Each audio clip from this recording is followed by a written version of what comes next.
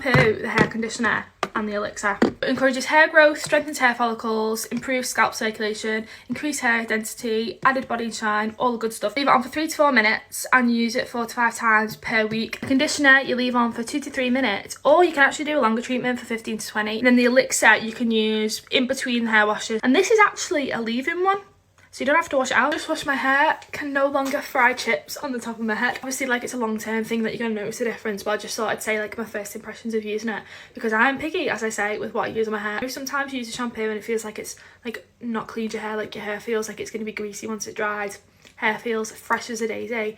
And the conditioner, I only used the small treatment on it, the 2 to 3 minute. Tried it, feels great. I was attempting to dry my hair to show the full effect, but my hairdryer sounds like it's going to take off and it smells of really bad, like, burning smoke, so that sounds like it's going to explode to me. So I thought, best not carry on. I managed to dry the top of my hair. Let me give it a brush. Feels nice and smooth.